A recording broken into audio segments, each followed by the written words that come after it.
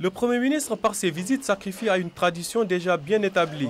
Car, disait-il, à chaque fois qu'un Premier ministre est nommé au Sénégal, il fait le tour des foyers religieux pour recueillir des prières et des conseils pour un bon accomplissement de ses missions.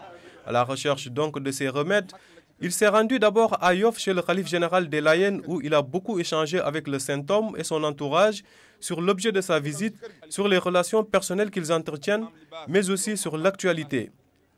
Ensuite, la délégation s'est rendue à Sacré-Cœur chez l'une des familles omariennes. Là également, l'accueil fut chaleureux. Les deux parties ont durant plusieurs tours d'horloge discuté notamment de la vie de l'Hadj Omar et les rapports que sa famille entretient avec le régime du président Abdoulaye Wade. Après donc Sacré-Cœur, c'est le tour de l'autre famille omarienne à la Médina, dirigée par Thierno Madani Tall, de recevoir la délégation conduite par Souleymane Ndéné Ndiaye. Après les échanges fructueux ponctués de révélations de vieux souvenirs, les différents orateurs ont évoqué le rôle important des chefs religieux et coutumiers dans la bonne marche de nos sociétés.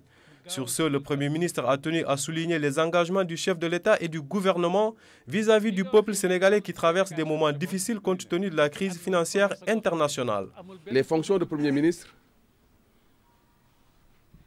sont des fonctions qui appellent de la part de la personne choisie pour les exercer beaucoup d'aptitude, une grande écoute, beaucoup de capacité. C'est peut-être parce que le président de la République pense que je suis capable d'assumer les fonctions qu'il m'a choisies.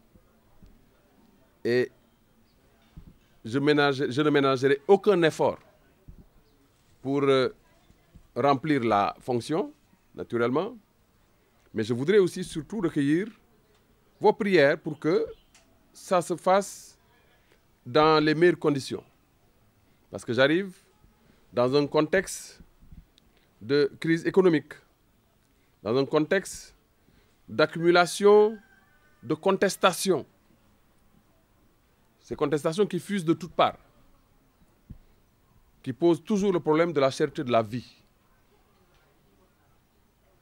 À raison, parce que, nous le savons tous, c'est le monde qui traverse une crise économique qui n'épargne personne, qui n'épargne même pas les pays sous-développés.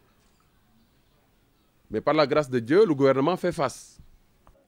L'étape de Bop où réside le calife général de Médina Gounass était la dernière. Là également, le Premier ministre a exprimé toute sa disponibilité et son sens de l'écoute vis-à-vis des chefs religieux et coutumiers du pays. D'autres visites sont prévues dans les prochains jours.